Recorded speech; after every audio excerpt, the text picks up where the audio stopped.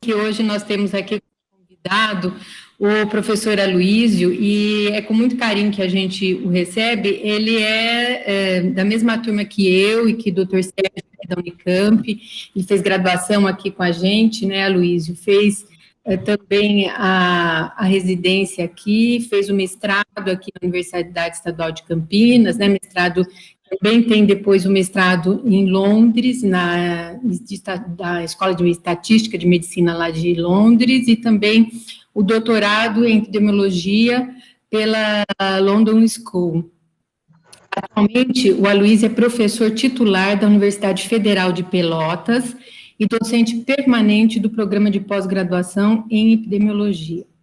E o doutor Aloísio, ele também participou, é um dos responsáveis da pesquisa brasileira aí sobre a epidemiologia do Covid, um amigo, e nós temos a honra, então, de tê-lo hoje para proferir a sua palestra. Muito obrigada por você aceitar esse convite, aí nós sabemos o atual momento de correria que nós vivemos.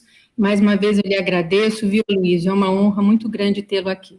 Que bom, eu é que, na verdade, agradeço a oportunidade, é um prazer estar participando, mesmo que de maneira remota aí, nessa reunião, e né, desses amigos, né, de tanto tempo, colegas de turma, e da Unicamp de Campinas, né, que moram no coração da gente, né, para sempre. Então, é um prazer estar aqui, estar conversando com vocês, estar contando um pouco da história desse projeto, que eu acho o nosso grupo, né, e esse projeto foi um dos primeiros projetos, uma das primeiras iniciativas em nível mundial, né, a tentar partir para uma quantificação populacional da infecção pelo SARS-CoV-2. Então, acho assim, foi uma experiência fantástica. Então, a minha proposta aqui hoje é contar um pouco para vocês dessa trajetória, daquilo que nós conseguimos aprender com o projeto, que foi muito, um pouco das dificuldades que a gente encontrou, de vários tipos aí nessa trajetória, e, enfim, dar um panorama dessa... Enfim, a nossa ideia é contar um pouco essa história, é uma coisa, acho que, né, a ideia é manter isso num clima informal, e aí a gente vai depois, não quero gastar muito tempo com a apresentação, para a gente ter tempo depois de perguntar, de discutir, de conversar um pouco sobre isso. Então, assim, a nossa história com esse projeto começou naquele momento, lá atrás, né, de março, com esse sentimento, né, de muita pressão, de corrida contra o tempo, nessa angústia, né, nessa ansiedade de, bom, como é que a gente vai manejar essa epidemia, tanto do ponto de vista clínico mais individual, como do ponto de vista do manejo populacional, né? Quer dizer, de saída, você começou com essa história do distanciamento social, isolamento, não sei o quê, as coisas, né, andaram numa velocidade muito rápida em termos de informação, estudos, alguns bons, alguns ruins, tudo muito rápido, né? Então era uma coisa assim difícil de filtrar e de trabalhar as informações. A gente sofreu, né, um bombardeio brutal de números, né? Em geral, números absolutos de casos confirmados e de óbitos. Só que esses números tinham e ainda têm limitações super importantes, né? Porque o número absoluto de casos depende essencialmente de quem é testado, enfim, e o número de óbitos depende de um diagnóstico. E com isso, quer dizer, esses números são, né, muito menores do que o número de casos que a gente tinha e tem na população como um todo, e desde o início vários estudos estavam sugerindo que uma proporção grande, né, dos casos tinha pouco sintoma ou era mesmo assintomático. Então, a questão era, quantos casos nós temos de verdade na população? Qual a real taxa de letalidade, né, da Covid-19?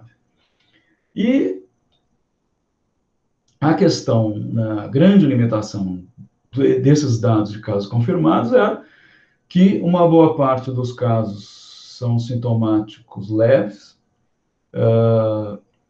Muita gente, né, e no início, inclusive, na orientação era, se você não tem nada mais grave, se você não tem falta de ar, fica em casa, não vai procurar serviço de saúde, né? A ideia de preservar o serviço de saúde. Testagem muito limitada, faltava, e falta ainda, uma estrutura laboratorial robusta, faltava insumo, então a gente, na verdade, conseguia testar muito pouca gente. A estratégia, por conta dessas limitações, era testar apenas os casos sintomáticos mais graves, aqueles que precisassem de hospitalização. E o resultado disso é que grande parte dos casos não fazia parte desse pool, desse número, né, que estava sendo divulgado todo dia, dos casos confirmados de Covid. E aí o iceberg, né, que virou o nosso logotipo, no sentido de que o que a gente estava vendo como caso confirmado era uma pequena parte do total de casos na população. Então, o objetivo do nosso estudo era estimar essa prevalência na população da infecção pelo SARS-CoV-2, tentar determinar com uma precisão maior o percentual dessas infecções que eram assintomáticas, subclínicas, enfim, e avaliar os sintomas que mais comumente apareciam pelas pessoas infectadas. Quer dizer, isso num contexto diferente dessa coisa do caso confirmado, né? Ou seja, usando o dado, quer dizer, dos indivíduos que testavam positivo na população e que tinham a infecção e infecções, na grande maioria, a gente esperava, infecções leves.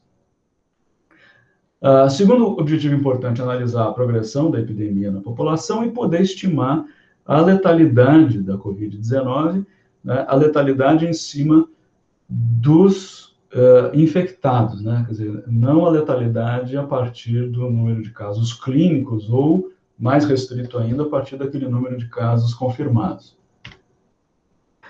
Bom, isso nos colocava, né, o primeiro grande desafio do estudo é que teste usar. E o que aconteceu? Bom, panorama mais geral. Quer dizer, a gente hoje tem, né, basicamente dois tipos de teste. Quer dizer, de um lado, teste sorológico, que vai detectar a presença de IgM, IgG, às vezes IgA,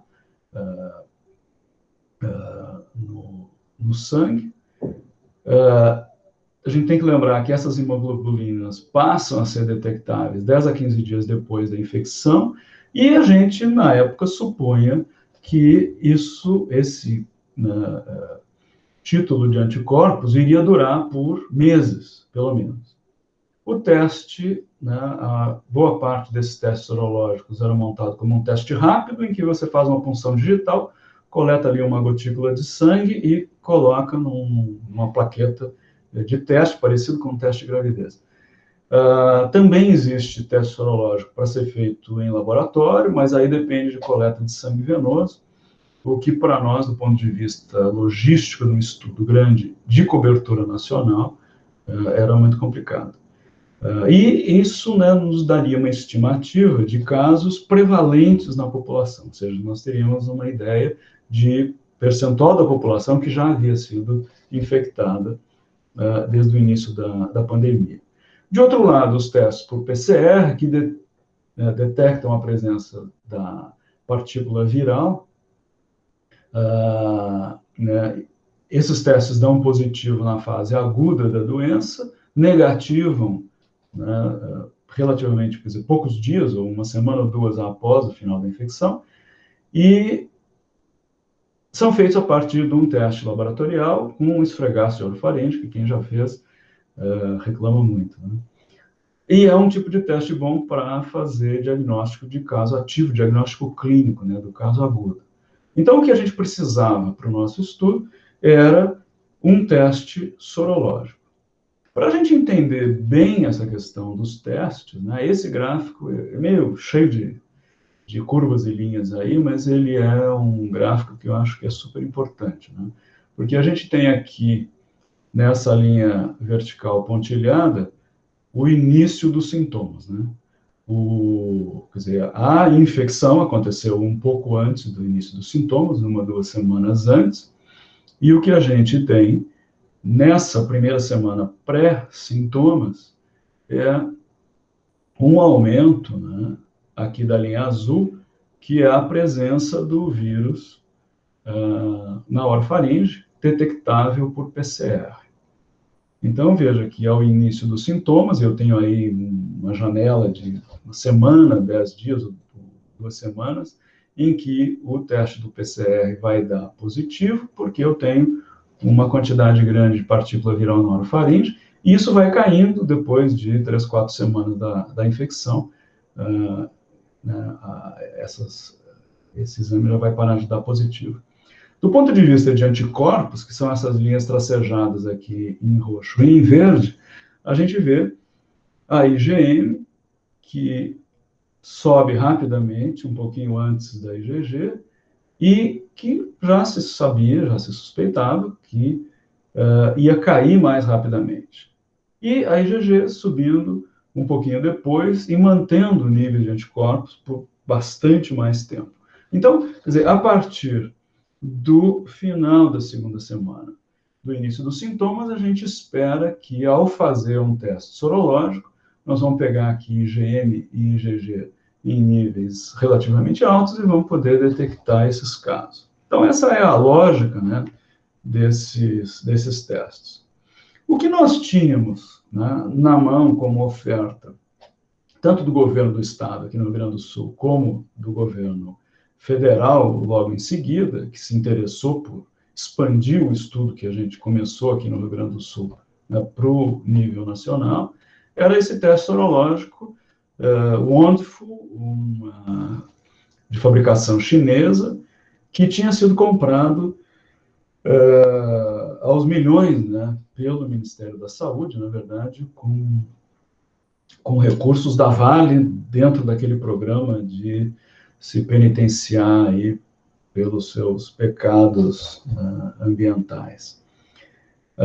Esse teste é um teste que detecta IgM e IgG, mas não separa o resultado. O resultado sai todo junto, a figura mostra, né, a plaqueta com um teste negativo aqui à esquerda e um teste positivo à direita, onde a gente vê 2 linhas vermelhas, indicando, quer dizer, que a linha de controle mostra que o material que foi colocado na plaqueta é suficiente, e a linha vermelha do T indicando um teste positivo. Grande preocupação nossa era com relação à validade do teste. Então, nós tínhamos alguns resultados de outros estudos e fizemos um estudo nosso com cerca de 100 indivíduos que tinham PCR positivo, e juntando essa informação toda, a gente tinha uma estimativa de que o teste apresentava uma sensibilidade da ordem de 85%, ou seja, o teste dá positivo, né, em 85% das vezes para quem está doente, e uma especificidade muito alta, quase 100% negativo para quem não é doente. Esse teste usa o sangue de uma punção digital e dá o resultado em 15 minutos. Né? Você coloca a gotícula de sangue ali no buraquinho e a leitura depois de 15 minutos.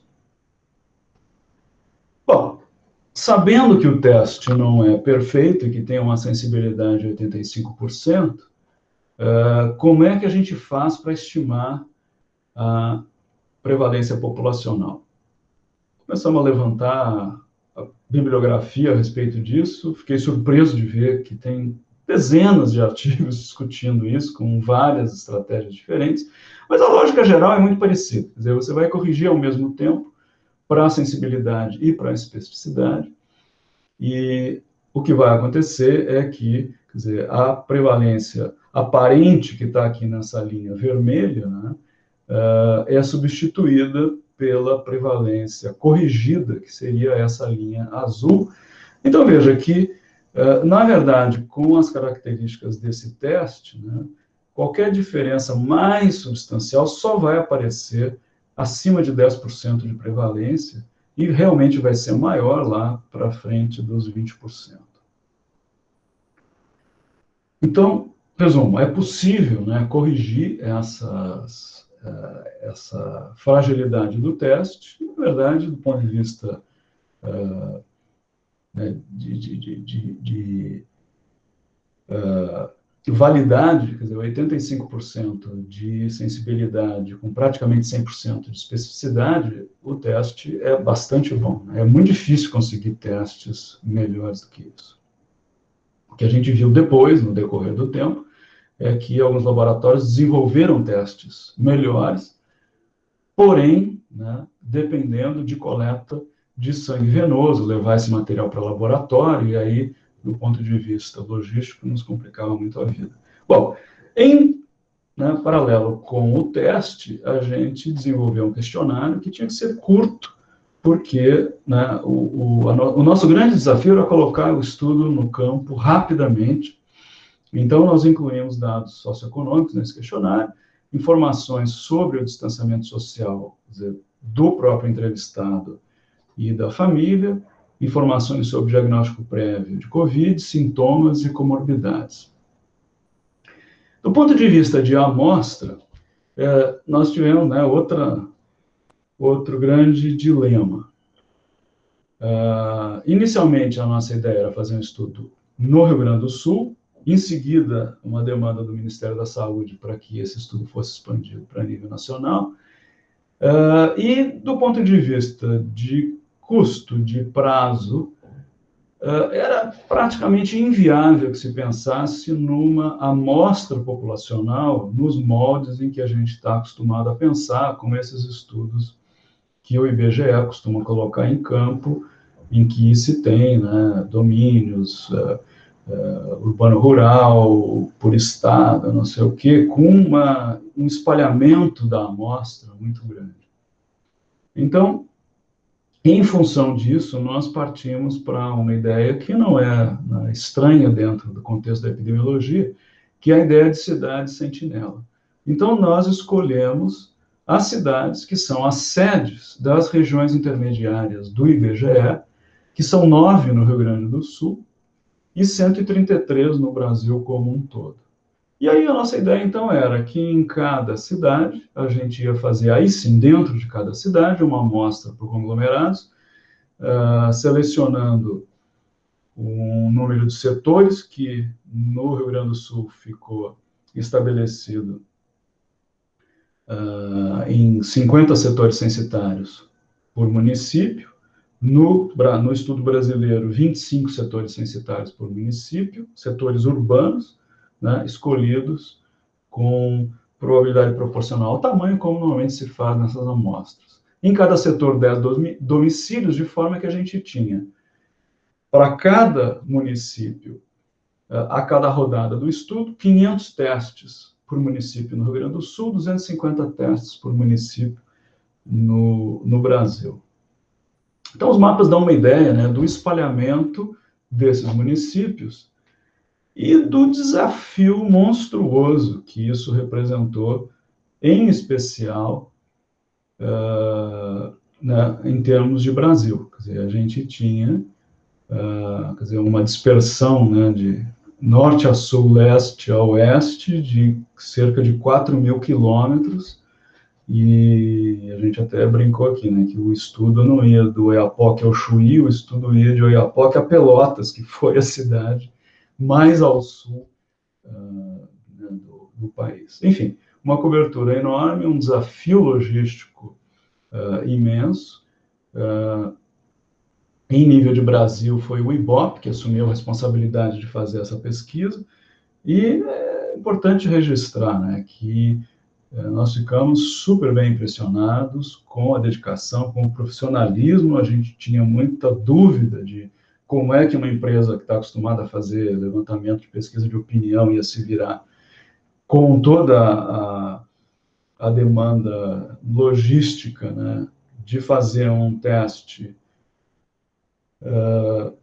que, né, envolvia furar dedo de gente, e que envolvia, né, durante uma pandemia, toda uma logística de material de proteção individual, e não sei o quê. E realmente a coisa deu muito trabalho, mas eles realmente se dedicaram, e foi uma coisa assim, muito boa de trabalhar com eles. Bom, resultado dessa maratona: 4 testes, 4 rodadas completadas no Brasil como um todo, né, uma rodada acontecendo a cada 3, 4 semanas, os intervalos não são exatamente iguais, e sendo que a cada rodada, né, 250 testes em 133 em 133 municípios, a gente totalizava 33.250 testes. A primeira rodada foi bem menos, porque na primeira rodada nós tivemos muita dificuldade logística no estudo brasileiro. Infelizmente, a comunicação falhou, e foi um problema essencialmente, né, de preparo. O envolvimento do Ministério da Saúde desde o início foi um pouco dúbio, no sentido de que algumas pessoas tinham interesse, mas não houve um envolvimento institucional muito forte. Com isso, quando o estudo começou nos municípios, muitos dos municípios não estavam bem informados sobre o estudo, e, enfim, houve uma série de dificuldades que, né, a partir da segunda rodada, foram, né, em larga parte resolvidos. Mas a primeira rodada foi realmente muito complicada. Tanto é que a gente acabou dos 133 municípios, nós tivemos 82 que tinham mais de 200 testes realizados, que a gente pôde usar para fazer algum tipo de inferência. E as dificuldades, quer dizer, além da comunicação com as prefeituras e com as secretarias municipais de saúde, também aconteceram com a polícia. A população ligava para a polícia dizendo: olha, tem gente andando pela cidade aí, toda vestida de avental e capa e não sei o que é isso e tal. E muita gente colocando nas redes sociais mensagens apavoradas. Na época, já tinha acontecido em alguns lugares de gente se passando por agentes das unidades de saúde, tirando gente de casa para irem assaltar. Enfim, eu sei que foi um carnaval, que a partir da segunda rodada, né, praticamente se resolveu, e daí para frente foi muito mais tranquilo. A partir do momento em que a gente conseguiu realmente uma parceria com os municípios, mas foi um trabalho brutal. No Rio Grande do Sul, foram 8 rodadas no total, e a primeira rodada também teve as suas dificuldades, né, mas como a gente tinha no Rio Grande do Sul uma parceria com universidades, né, em cada uma das cidades participantes, quer dizer, essa relação com as secretarias municipais, prefeituras e tal, foi uma coisa mais tranquila. Enfim, houve aí um período em que realmente a dedicação ao estudo e ao campo era praticamente total. Nos dias de campo, né, a equipe toda passava o tempo inteiro entre e-mail, WhatsApp e no computador, tentando resolver os problemas que apareciam. Bom, feito isso, resultados. Aqui a gente tem o resultado das 8 fases no Rio Grande do Sul. Essa é uma prevalência média das 9 cidades, que, como vocês veem, né, foi aumentando E, né, com o passar do tempo, mas, veja, nunca passou de 2% nessa média das 9 cidades. E de uma certa forma, a gente já olhando as prevalências, começou a achar que, quer dizer, havia um aumento, mas não na escala que a gente esperava, dado o número de casos que estava sendo relatado. Esse quadro resume, né, informações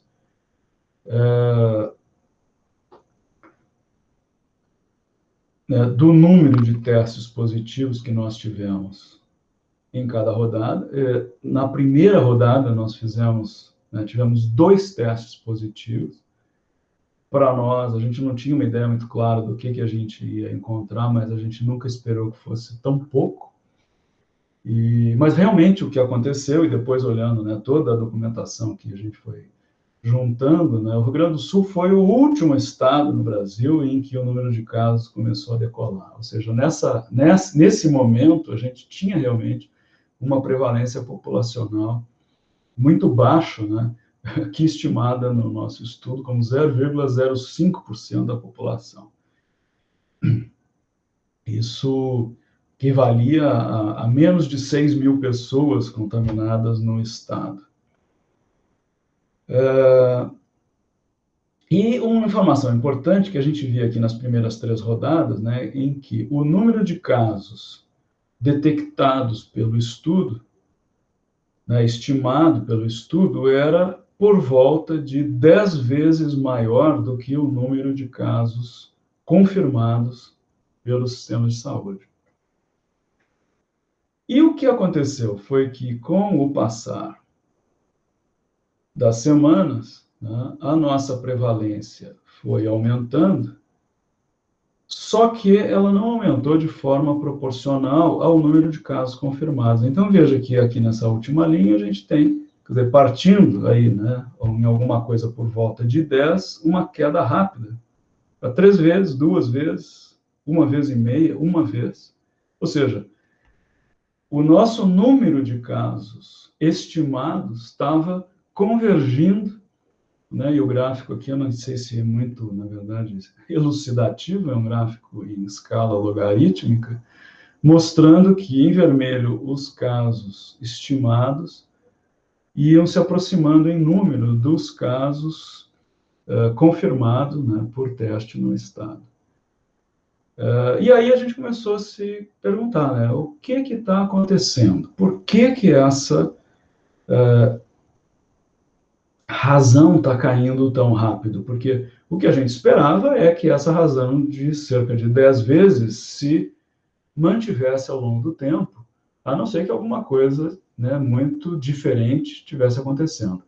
Primeira possibilidade era estar se testando muito mais gente, né? Se melhorou a capacidade de teste no estado e as pessoas estão sendo testadas com mais frequência, então, né, a proporção de caso confirmado para caso na população iria diminuindo.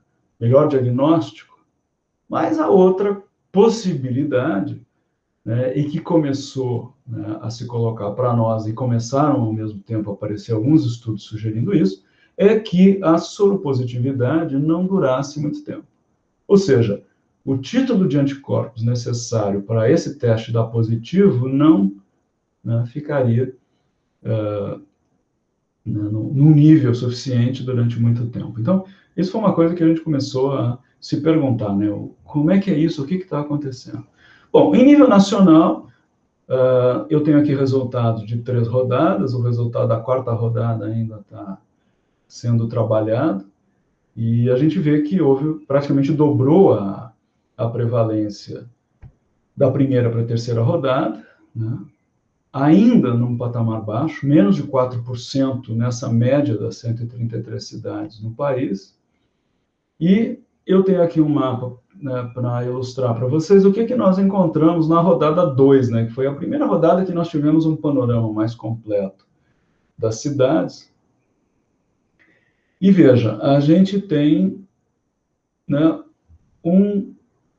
uma faixa, um eixo de cidades com mais de 10% de soropositividade, no norte do país, o que já estava sendo sugerido, né, pelos dados de casos confirmados e óbitos e tal, mas aí a gente, com o dado de soropositividade, né, teve essa confirmação, né, dessa faixa de alta prevalência no norte, o que era uma grande surpresa, porque desde que a pandemia começou, o grande medo era com o inverno, com o frio e regiões frias. Né? E aí nós tivemos essa, quer dizer, os casos começam no sudeste do país, São Paulo, Rio, mas aonde né, é a primeira explosão de infecção em casos que a gente vê é no norte do país. Né? E bastante, né, se a gente prestar atenção aqui, de Tefé até Castanhal, lá no Pará, no eixo do Rio Amazonas. E a gente começou a estudar e pensar e fazer contato com o pessoal da região. E uma das hipóteses que se levantou, mas difícil de confirmar, era que a própria estrutura social e meio de transporte da região facilitassem muito a transmissão em função do uso de barco, né, do rio como meio de transporte, e em viagens prolongadas e com muita aglomeração.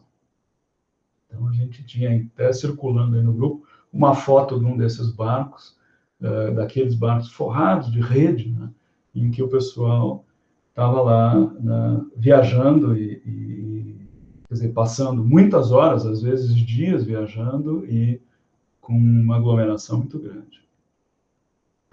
Então, né, aquela coisa, o grosso das cidades com alta prevalência, norte do país. Ao longo dessas 3 rodadas, o que a gente observou em termos das prevalências por região é que o norte, que começou já lá em cima, na terceira rodada já mostrava uma queda. O nordeste, né, um aumento importante, o sudeste e o centro-oeste aumentando, mas com níveis bem mais baixos. E o sul, veja, que até a quarta fase, a terceira fase do estudo nacional, ainda tinha uma prevalência bastante baixa. Eu acho que uma das principais contribuições do nosso estudo foi poder olhar um pouco, né, as prevalências por subgrupos, porque isso é uma coisa que a gente tem muito pouca possibilidade de olhar com mais detalhes a partir de outros dados. Então, aqui a gente tem resultados por cor da pele. E a gente nota que a prevalência aumenta, né? Aumenta de forma mais ou menos proporcional em todos os grupos, e a gente vê claramente que as pessoas que se referem brancas têm as menores prevalências de infecção, e os indígenas, disparado, uma prevalência mais alta, seguida pelos indivíduos de cor parda.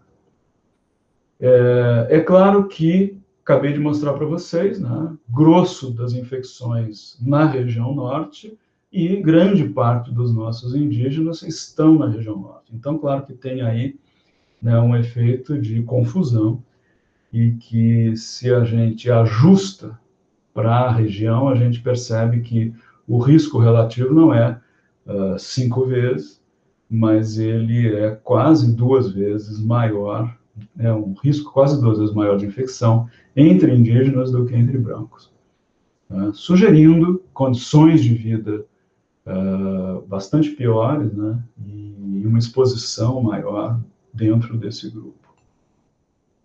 Quando a gente olha a prevalência por quintis de riqueza, ou seja, separando a população dos 20% mais pobres até os 20% mais ricos, a gente vê uma tendência que é típica, que é clara e que funciona com quase tudo que é desfecho negativo.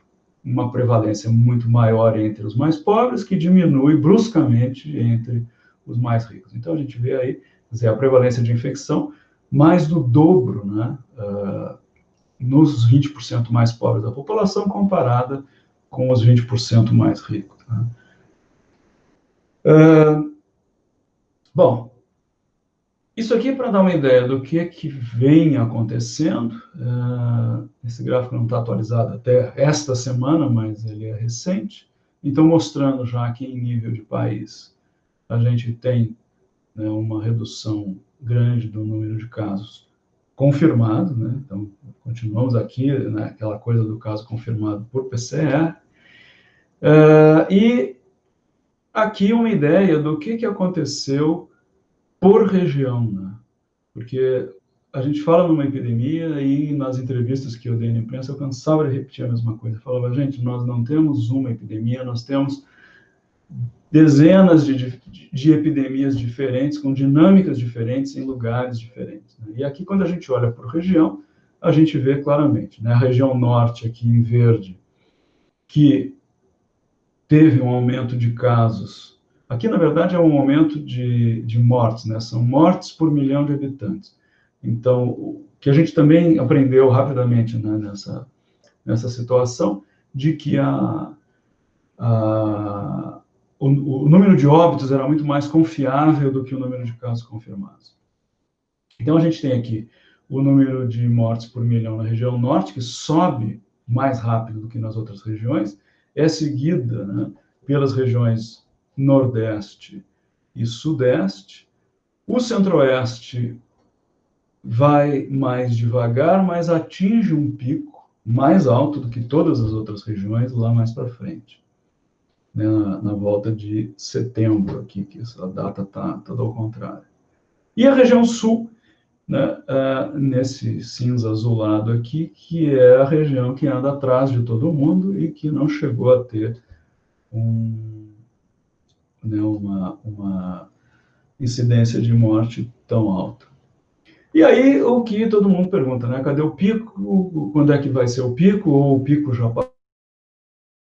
E aí a coisa fica mais complicada, né? E aí eu acho que uma das coisas que a gente aprendeu dessa pandemia, que, na verdade, quanto mais a gente sabe, menos a gente sabe. Quando a gente achou que a coisa estava acabando, né, a Europa começou a voltar às suas atividades normais e, a partir de outubro, né, os países passaram a vivenciar um novo pico de casos, né, é maior do que o primeiro. Então, a gente vê lá o Reino Unido, França, né, com um número de casos maior do que na primeira. Então, quer dizer, pensou que a coisa já tinha ido. Quando a gente abre as porteiras e as pessoas começam a aparece é que a gente liberou na população, né, para circular uma quantidade grande de pessoas suscetíveis e o vírus continua circulando e vai atacar essas pessoas, né? Aparentemente, o que o número de casos graves e o número de mortes parece proporcionalmente menor, coisa que ainda não se tem também muita clareza do que está acontecendo. Se o vírus perdeu a virulência ou se quem está ficando menos suscetíveis e que de uma certa forma. Então, algumas conclusões desse nosso estudo. Bom, a prevalência aumentando, e à medida que a gente ainda continue contabilizando casos, essa prevalência aumentando. Agora nós estamos, parece que, mais próximos de uma vacina, que seria, né, se funcionar, se realmente a coisa andar bem,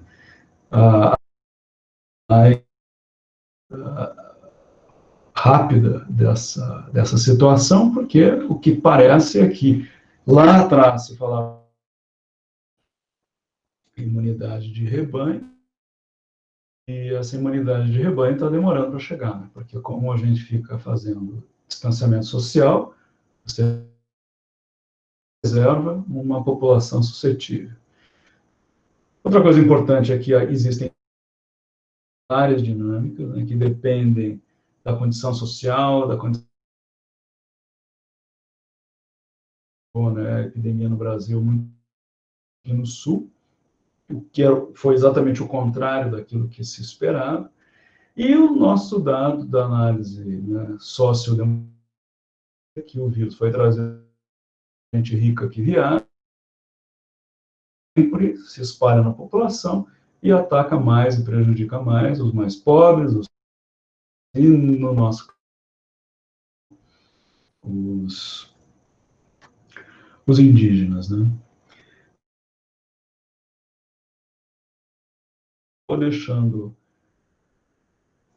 muitas perguntas, talvez mais do que respostas, tenha acumulado perguntas. Então, tendo queda nas prevalências dos testes que a gente apresenta, que a gente usa, e muito claro é que o título de anticorpos que precisa para que o teste dê positivo cai abaixo desse limiar, ou seja, o nosso aquela qualidade por cento de sensibilidade está com quadros no decorrer do tempo e da experiência, né? Todo mundo se deu conta que esse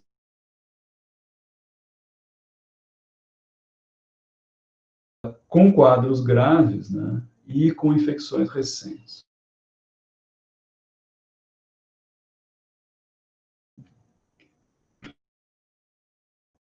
Ou seja, né?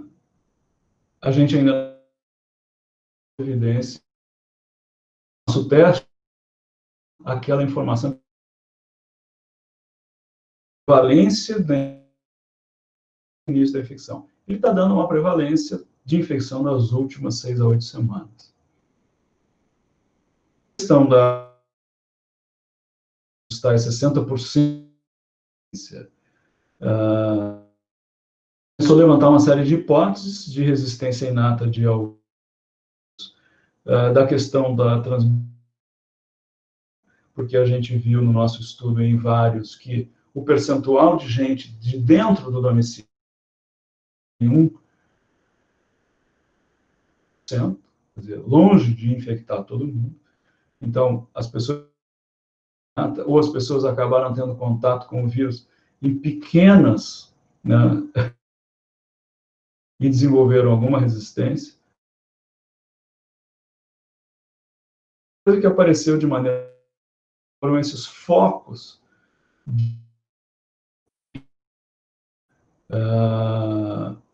frigoríficos, festas e tal, várias situações, né, no país em que se teve um número grande de pessoas contaminadas, mostrando que tem algumas situações muito claras. Aqui no Rio Grande do Sul ficou muito claro um número grande de trabalhadores que têm que trabalhar, né, atuar juntos, porque eles trabalham, que são grandes pesadas, e num ambiente refrigerado, onde o vírus tem a oportunidade de sobreviver durante muito tempo. Então, né, outro aspecto importante e relevante disso. Então, pessoal,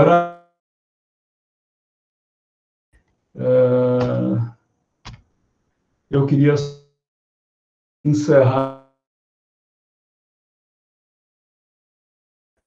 parceiros, as universidades aqui do Rio Grande do Sul, os nossos financiadores, Pilheira, que é uma fundação baseada no Rio de Janeiro, o Ministério da Saúde, que financiou as primeiras 3 rodadas do estudo nacional, o Instituto Cultural Floresta, a Unimed Porto Alegre, e o comitê coordenado pelo professor Pedro Alau, atual reitor da UFPEL e, né, em término de mandato, grande de gente que dedica inúmeras horas, né, do seu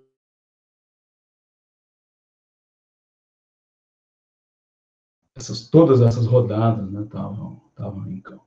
Então é isso, pessoal. Obrigado pela atenção e vamos. Muito obrigada. doutor Aloísio, pela excelente apresentação. Eu gostaria de abrir para perguntas. Quem quiser pode falar, ou, se preferir, colocar a pergunta no chat, né? Não sei se o doutor Sérgio quer falar alguma coisa, como chefe de departamento. Eu queria primeiro parabenizar a Luísa aí, né, pela apresentação. Dizer que, bom, foi uma satisfação enorme ter você aqui, né? A gente foi colega de turma, né? Para quem não pegou o começo da reunião aqui, a gente estudou junto aqui no Unicamp, então fazia muitos anos que eu não ouvia, e tenho visto você aí nos grupos, nas publicações, e é um prazer enorme ter você aqui. Eu queria te perguntar, Luiz, assim, como é que esse trabalho de vocês, né, epidemiológico, enfim, um trabalho muito, muito importante, ele articula junto com os dados do próprio Ministério? Quer dizer, o Ministério tem os dados dele que ele vai fornecendo, que a gente vai tendo aí as informações até mais televisivas, enfim, nas redes sociais. Como é que esse tipo de trabalho articula com essa lógica governamental, sendo que também o seu trabalho também foi financiado pelo governo também, né? Mas como é que esses dados, eles são os mesmos, eles são parecidos, enfim, como é que funciona isso dentro da universidade, na academia? Sérgio, na verdade, assim, o dado em si é muito diferente, quer dizer, conceitualmente muito diferente. Quer dizer, uma coisa é essa informação, que é o que a gente tem dessas fontes oficiais, do Ministério da Saúde, das Secretarias Estaduais de Saúde, onde se contabilizam esses casos confirmados de gente que procura o serviço e que tem a infecção confirmada por PCR, às vezes até por teste sorológico. Eu tenho até um caso recente aqui de uma pessoa conhecida que estava com todos os sintomas, né?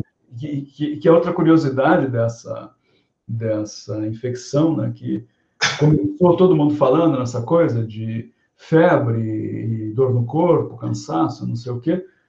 E daqui a pouco todo mundo se deu conta de que tinha um sintoma muito característico, que era a perda de olfato e de paladar. E que no nosso estudo, eu não cheguei a apresentar aqui, mas aparece também como aquele sintoma, né, que mais ajuda a fazer o diagnóstico da infecção. Então, assim, o nosso dado ele é essencialmente diferente desse dado de confirmação de teste. Esse caso que eu estava comentando, quer dizer, a pessoa com sintomatologia fez um teste de PCR, 5 dias depois veio o resultado que é inconclusivo.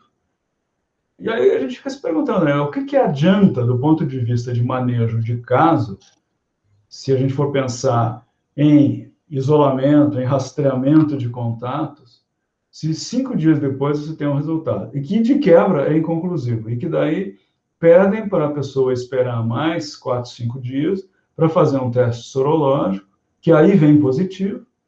Mas, quer dizer, toda a oportunidade que poderia se ter tido, né, de atuar sobre isso, já foi. E é muito diferente você pedir que uma pessoa que tem uma suspeita se isole do que uma pessoa que sabidamente tem a doença fique isolada de verdade, né, e vá correr atrás dos contatos.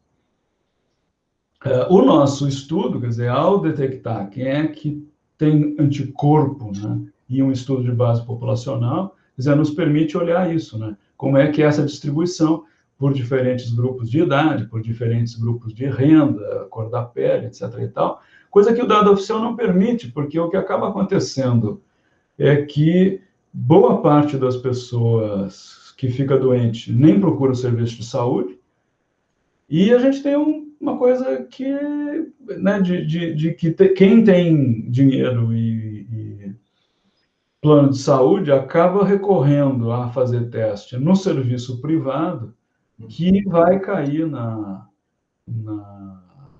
estatística oficial com muito menos probabilidade, né? Então, quer dizer, eu acho que a gente tem um tipo de informação que é essencialmente diferente, que complementa, mas que, infelizmente, né, com essa coisa que eu comentei, de que o teste deixa de dar positivo num prazo relativamente curto, não nos permitiu trazer, né, essa informação de que, tipo, hoje, qual é o percentual da população que já foi infectada. Porque como ele deixa de dar positivo, a gente perde a infecção mais, quer dizer, lá do início do processo. Então, esse para nós foi assim, um certo banho de água fria, né, na hora das análises, de começar a perceber que essa informação não seria possível. Por outro lado, quer dizer, essa perspectiva da distribuição regional, da distribuição por subgrupos e tal, acho que são uma visão super importante. E uma outra certa decepção, Sérgio, nesse processo, é que a tomada de decisão sobre o manejo populacional da epidemia é muito pouco baseada nisso. Então, a gente tem, na verdade, quer dizer, o que guia essas decisões em nível municipal, estadual, não sei se nem se dá para falar em nível federal, porque eu acho que em nível federal hoje a gente não tem tomada de decisão nenhuma, é a questão muito mais econômica, entende? Quer dizer, você fica fazendo um balanço entre demanda do serviço de saúde e abrir a economia para tentar reativar a economia. E com isso a gente fica num joguinho assim, né? De que você abre um pouco, aumenta o número de casos, você fecha um pouco, aí o número de casos não está muito ruim, você abre mais um pouco. E a gente, nesse sentido, né? Quer dizer, não teve estratégias muito específicas para um grupo de maior risco, a não ser idosos. E também a gente não viu, eu não sei, talvez o estado de São Paulo seja uma exceção em função, né, da própria disponibilidade tecnológica e financeira, mas a gente não viu muito no país como um todo um investimento, né, na capacidade de testagem, em que você possa realmente testar um número grande de pessoas, e uma mudança de estratégia, que é de se esconder no início da pandemia, e quando você já entende melhor a dinâmica do negócio, você possa fazer como, né, vários países da Ásia, e, né, notável exemplo, a China, partiu para uma estratégia draconiana, né, de testar e isolar quem está contaminado e abrir as atividades para quem não tem infecção, né? Então, a gente continua nesse banho-maria aí de vai e volta, nesses picha-encolhe de abre e fecha, aumenta o número de casos, diminui o número de casos.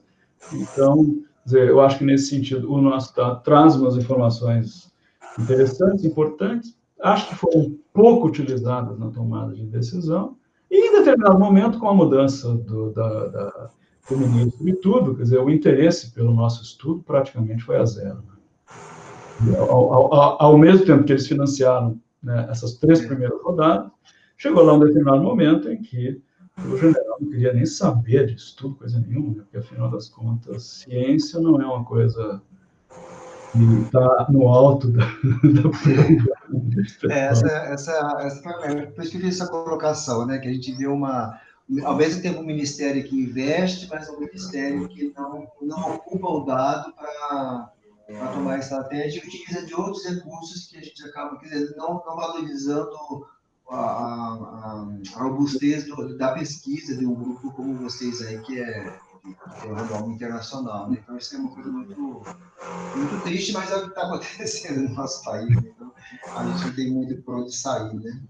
Eu não sei se alguém mais tem alguma pergunta. Eu gostaria de fazer uma pergunta. Eu sei que você não colocou isso na aula, porque é muito dado, né? Mas certamente você tem o dado e a gente sabe que a faixa etária que mais foi a óbito são os idosos, né? Mas tem uma coisa que chama a minha atenção, é que quando... A gente sabe também que na China teve muito menos casos que o Brasil, mas lá morreu uma criança, né? E a gente entrando... eu tenho muita dificuldade de achar esse dado lá no Ministério da Saúde, mas quando eu consegui achar, já faz mais um mês, tinha 1.000 crianças que morreram no Brasil. né? Eu não sei se... Eu sei que o primeiro caso de óbito aconteceu no índio Yanomami, e o menino tinha 15 anos, então a gente está falando de uma população até 19. E mesmo comparando com os Estados Unidos, que tem um número maior de casos do que a gente, não tem tanta morte de criança. O problema é que os Estados Unidos ele vai até o 17, o nosso vai até o 19, não sei se dá uma diferença por causa disso. Mas teria algum dado assim que você pudesse falar para a gente em termos de que realmente na região norte morreram mais crianças, na região nordeste, na região sudeste? Você teria esse dado? Então, Mariângela, a gente, na verdade, assim, o nosso estudo não tinha dado direto sobre mortalidade. Dentro, né, dos nossos objetivos de estudar letalidade, nós começamos a trabalhar com isso. O que a gente encontrou, por exemplo, de soropositividade, quer dizer, era uma coisa assim, interessante, porque a soropositividade por faixa etária, eu acabei não mostrando, ela é um pouco mais alta nas faixas etárias intermediárias, né? E embora a gente tenha essa preocupação grande com os idosos, até porque eles estão muito mais escondidos, né? A soropositividade é mais baixa, com uma letalidade maior. As crianças também a gente viu uma soropositividade mais baixa, ou seja, o que a gente viu de soropositividade mais alta foram nessas faixas intermediárias de idade dos 40 até os 60 anos. Um pouco mais em homem do que em mulher, mas não tem uma diferença muito grande. A letalidade, né, a mortalidade e letalidade, nós começamos a tentar estudar e esbarramos com algumas barreiras muito grandes. A gente não conseguiu ter segurança de ir à frente com as análises e de publicar alguma coisa, porque o número de óbitos que aparece com o diagnóstico de COVID é um número, vamos dizer assim, que dá uma taxa de letalidade da ordem de 0,6%. Isso falando em geral, né, sem especificar adulto, criança. Só que, quando a gente olha do ano passado para este ano, o número de óbitos que tem relação com doença respiratória, e em especial a tal da CIRAG, né, a síndrome respiratória aguda grave, o número é muito maior.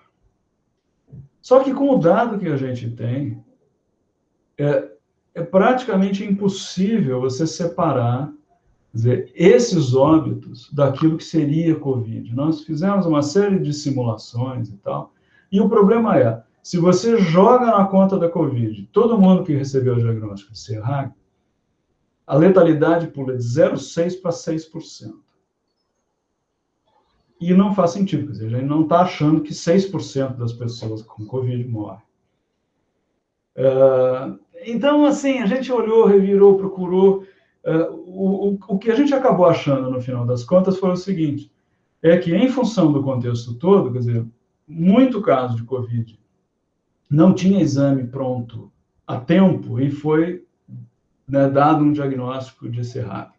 Só que muita gente que tinha outros problemas respiratórios, esse diagnóstico virou meio moda e começaram a jogar diagnóstico de CIRAG num monte de gente que tinha pneumonia, que tinha, enfim, uma série de outras coisas. E isso fez uma mistura aí que ficou muito complicada. Então, a gente meio que desistiu de olhar essa coisa da mortalidade. Talvez até, né, num grupo específico de criança ou, né, de jovens, essa coisa fosse menos crítica em termos de que essa mistura de outras doenças respiratórias seja menor, mas a gente acabou não avançando nessas análises. Então, assim, eu tenho um pouco para te falar sobre isso. Na verdade, eu tenho mais para te contar dessa nossa dificuldade ao tentar identificar o que seria o óbito por Covid.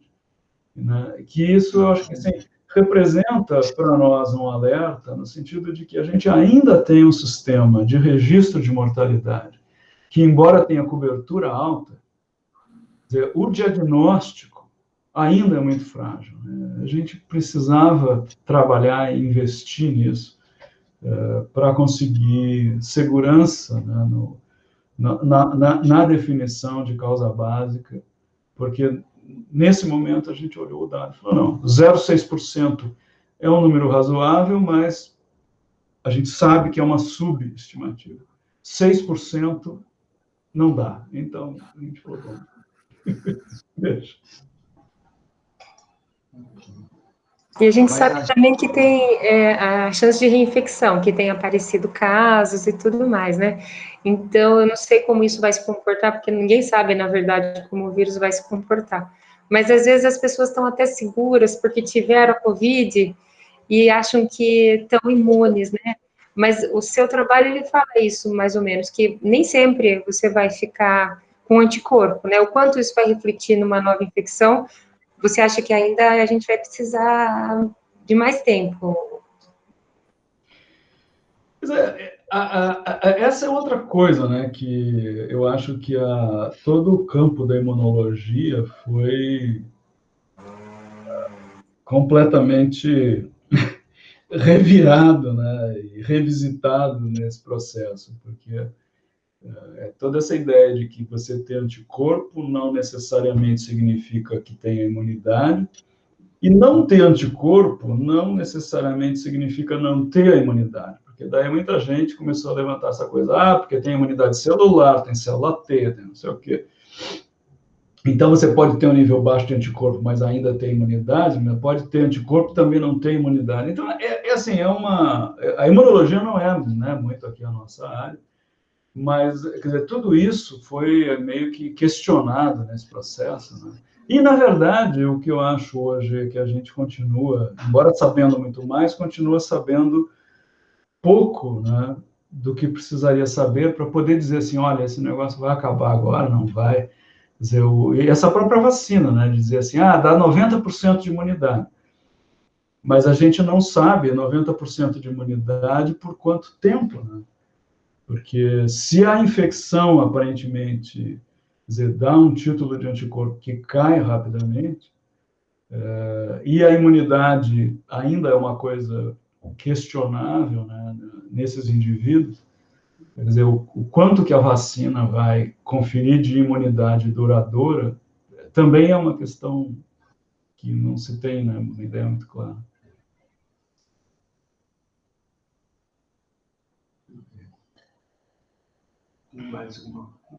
Mais alguma coisa aí? Falar, né?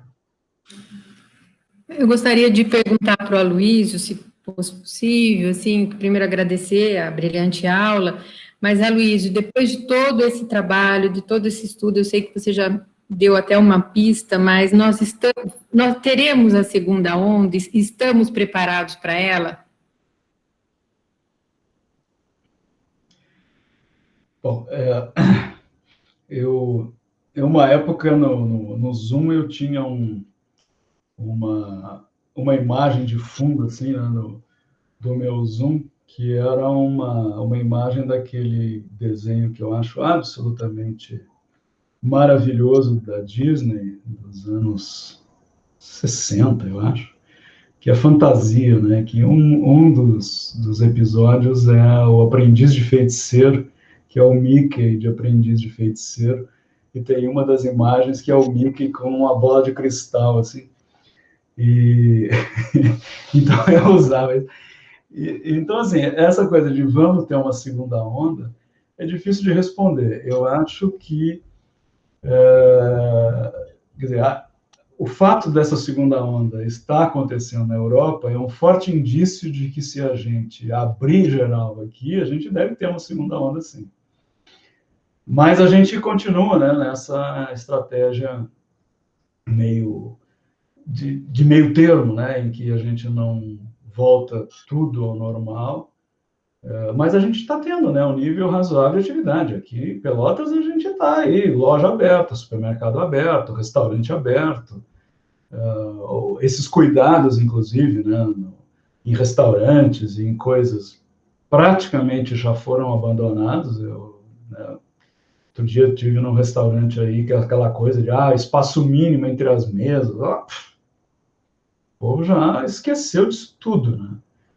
Então, eu não sei, quer dizer, o quanto é que a gente, na verdade, já voltou a uma vida razoavelmente normal. E então, eu acho difícil. A segunda pergunta é mais fácil. Nós estamos preparados para uma segunda onda? Não.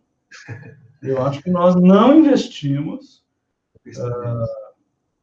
naquilo que para mim era o essencial, no sentido de a gente estar preparado para testar em grandes números e fazer rastreamento de contatos.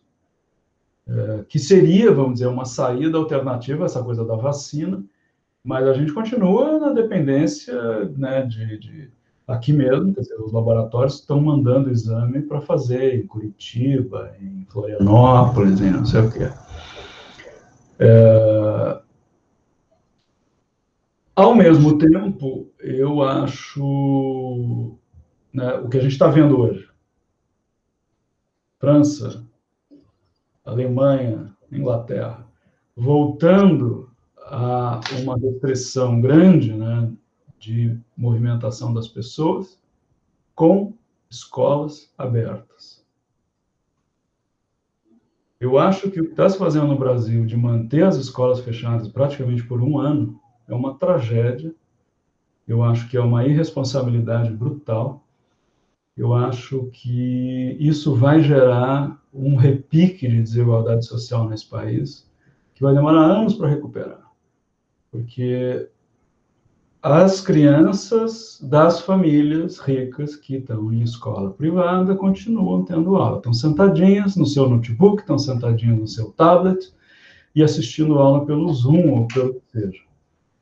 As crianças das famílias pobres que vão para a escola pública estão na rua. Não estão isoladas, não estão protegidas, elas estão na rua. A gente vê aí, né? Eu tenho uma vizinha aqui no prédio que toda semana sai e vai fazer trabalhos aí na periferia, de oferecer café da manhã, oferecer isso, aquilo, e manda as fotos para a gente ver. Moçada toda na rua, entende? Quer dizer, essa perspectiva de ficar enfiadinho dentro de casa é uma perspectiva de gente rica, né, que trabalha em escritório e que está trabalhando em casa. Grosso da população que trabalha na loja, no supermercado, no posto de gasolina, está saindo todo dia circulando e andando de ônibus, e as crianças estão em casa, sem fazer nada. Né? Então, assim, uma perspectiva que eu já li várias pessoas, eu acho, que pensam, dizendo que muitas dessas crianças, especialmente na fase de adolescência, nunca mais vão voltar para a escola, porque estão fazendo outras coisas, arrumaram emprego, outras atividades, ou simplesmente vão descolar, né, dessa ideia, né, de ir para a escola.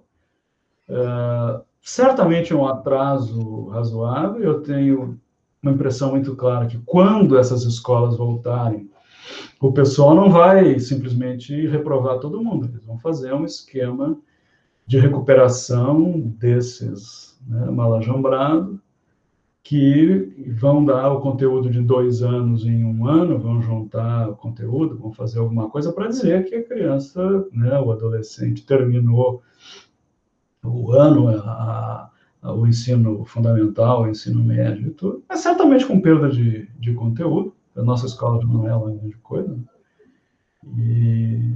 Então, nós estamos nessa, né? Eu acho que sem uma preparação adequada, com as escolas fechadas, que eu acho que é realmente uma tragédia social, né, um corporativismo brutal aí dos sindicatos de professores e tudo, que não querem voltar de jeito nenhum, está todo mundo achando uma beleza ficar em casa.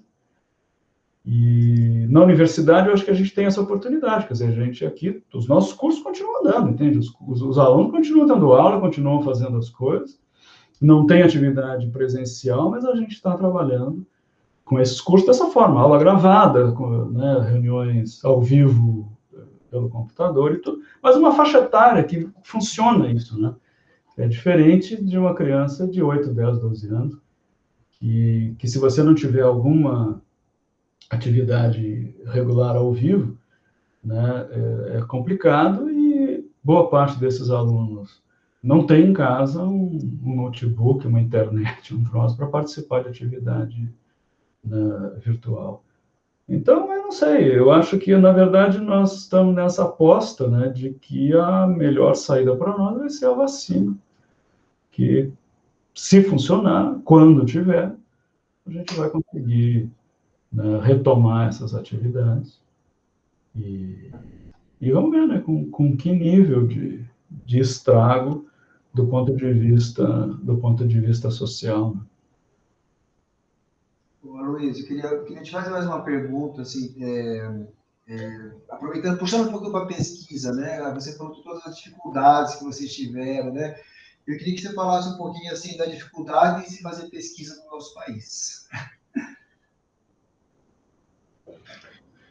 Então, Sérgio,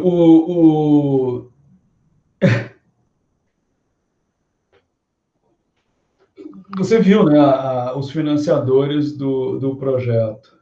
Tinha bastante, né? Não tem CNPq, não tem CAPES, não tem nenhuma dessas agências. Né? Agora, a quarta fase do Estudo Nacional está sendo financiada em parte pela FAPESP. Tá. Mas eu acho assim, quer dizer, então assim, a dificuldade para fazer pesquisa no Brasil, quer dizer, começa com a burocracia, que em parte a gente tem que reconhecer que o CONEP fez o possível, ou seja, a gente conseguiu que o CONEP avaliasse os nossos projetos relativamente rápido e depois eles resolveram que, quer dizer, estudo sobre Covid poderia ser resolvido e liberado pelos comitês locais, né, de uma certa forma, tentando diminuir um pouco o tempo de tramitação. Segunda coisa, os financiadores, né? O CNPq abriu alguns editais emergenciais, não sei o quê. Eu acho assim, de uma maneira pífia e equivocada. Quer dizer, eu acho que esse equívoco no Brasil, na verdade, é crônico, né? Que é você pulverizar recursos. Cada rodada desse estudo nacional nosso custava da ordem de R$2 milhões. O CNPq disponibiliza, né, financiamento de 100 mil, 150 mil reais. Quer dizer, o que pesquisa você faz com 100 mil reais? É um negócio patético, entende? É uma coisa assim, que você tenta fazer ciência, dizer assim, o Brasil está internacionalizando a ciência, o conhecimento. É um negócio que não tem. Quer dizer, a Gates, eles têm um programa, né, de financiamento de coisa exploratória que eles te dão $100 mil para começar. Né? Quer dizer, isso, assim, é o que eles chamam de seed money, né? Quer dizer, é um troquinho para você ir lá, fazer alguma coisa e mostrar para eles que a tua ideia funciona. Se você chegar lá com um resultado que eles acham, olha, que interessante, aí eles te dão $1 milhão. E agora aqui no Brasil não, você fica brincando com esse negócio, você ganha 40 mil reais daqui, 120 mil reais dali. Então, assim, quer dizer, não se faz ciência com troco, né? Se você quer fazer alguma coisa realmente de ponta, que tenha, né, precisa de um tipo de suporte diferente. Aí a CAPES abriu umas bolsas de mestrado, doutorado para a gente que quer trabalhar com Covid. No meu programa, eu vou ser sincero com vocês, eu fui contra. Eu falei, olha, eu, por mim, não admitia ninguém, porque a gente vai ficar com os alunos que entraram fora do tempo, que não vão ter feito os cursos que precisava para entender alguma coisa de epidemiologia, de estatística, de não sei o quê. Eles vão fazer o quê? E entrando no momento em que não tem atividade presencial, você não consegue nem fazer um negócio, vamos dizer assim, né, meio fora de tempo, emergencial, tá, de um treinamento mais ou menos, não tem como. Então você bota uns alunos para fazer umas coisas que eles não estão preparados para fazer. Até no nível de doutorado, alguém que já fez um mestrado, que tem uma formação na área, é mais razoável. Em nível de mestrado, para mim, não tinha o menor sentido. Mas mesmo assim, né, é uma coisa complicada. Quer dizer, você botar um aluno para começar um doutorado, em que o contato com o orientador é limitado, em que um projeto de pesquisa já começou e já está pegando um negócio no meio do caminho e tal. É uma coisa assim que, para mim, sabe... Quer dizer, você sem dinheiro para valer para fazer pesquisa, e com os alunos que estão começando, é complicado, entende? Não sei, eu acho que falta uma perspectiva séria de pesquisa no país, Sérgio, que eu acho que esse é um aspecto super importante, no sentido assim, de que se você quer que aconteça pesquisa que tenha impacto, que tenha relevância, que apareça, o investimento que tem que ser feito é de outra ordem, né? Quer dizer, não adianta você pegar um dinheiro que no total é grande e você pulveriza entre milhares de pesquisadores no país que recebem lá um troquinho, né? Então, é complicado. Tem algumas áreas em que esse tipo de recurso até é relevante, mas tem outras áreas que esse dinheiro não quer dizer nada, né? Então, é uma coisa que, né, de novo, hoje, mais do que... não sei se mais do que nunca, mas hoje, mais do que em anos recentes, a questão do financiamento da pesquisa no Brasil está muito complicada, né?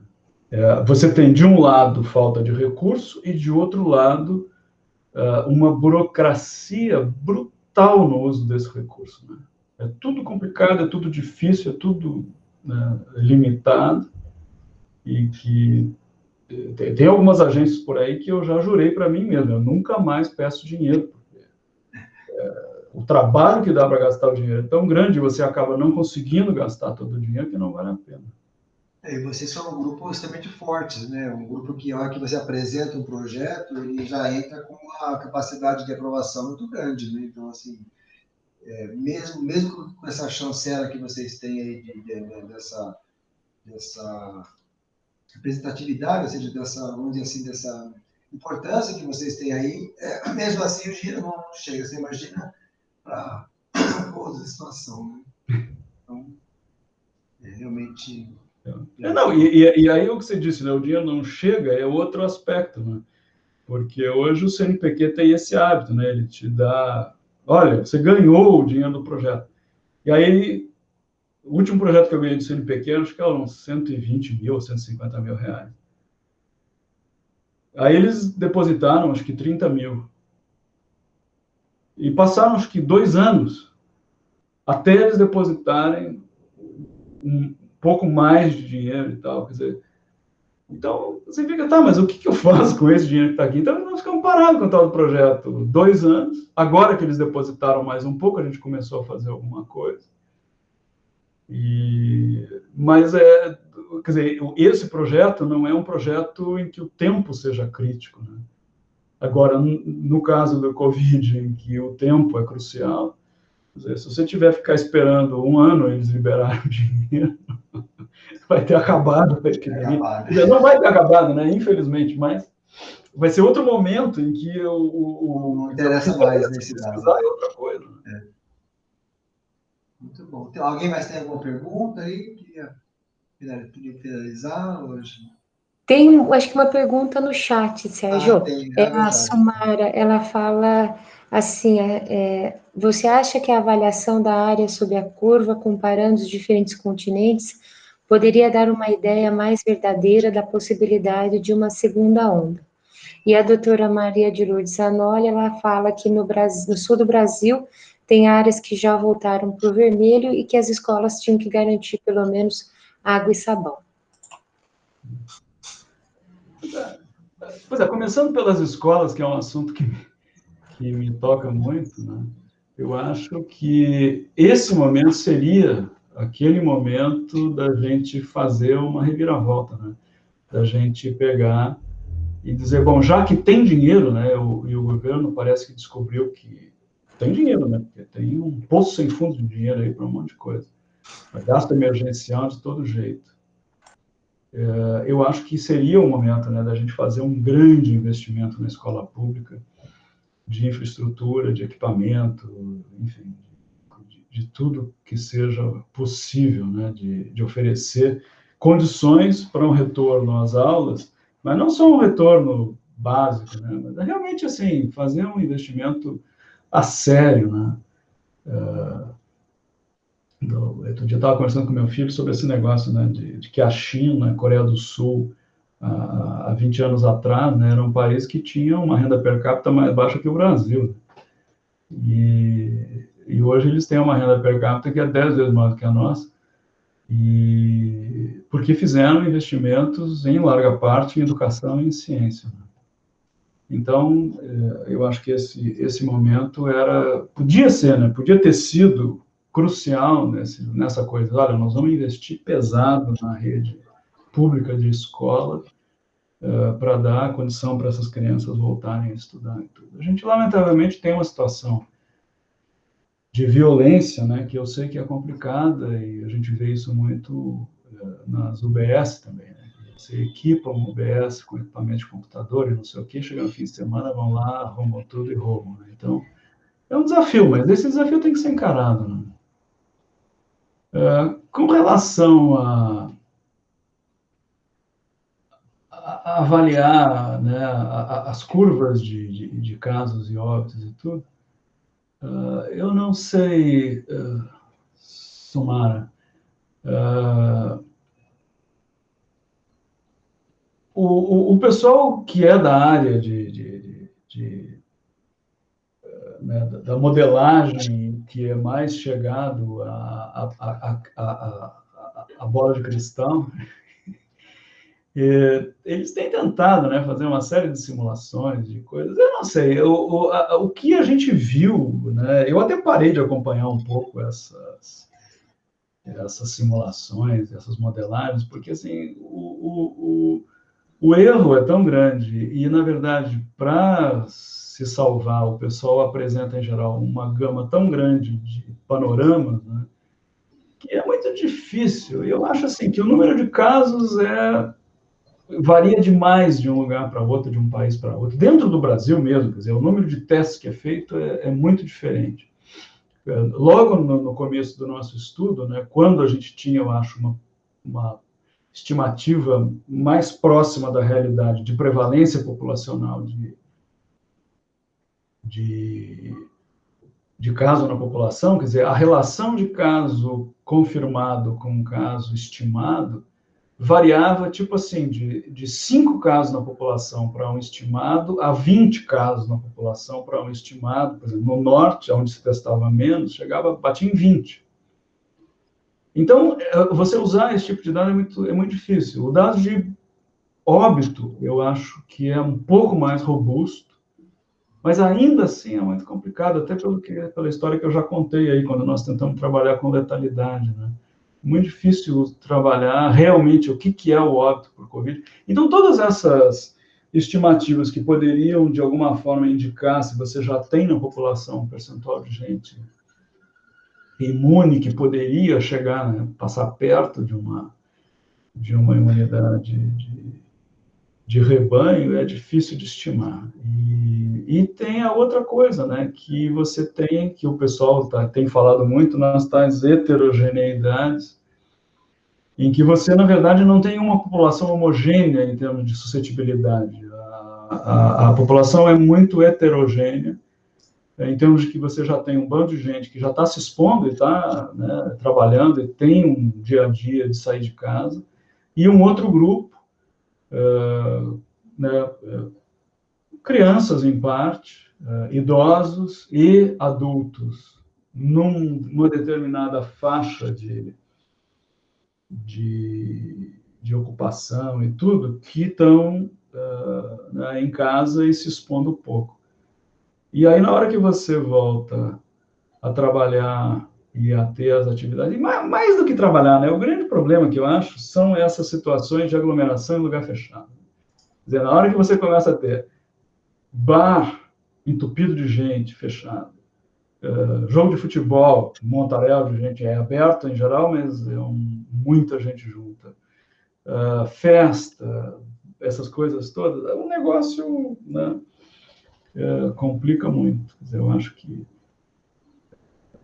Não sei, eu acho assim, que a predição e a previsão do comportamento dessa epidemia, até agora, pelo menos, driblou todo mundo que tentou fazer algum tipo de modelagem, coisa, né?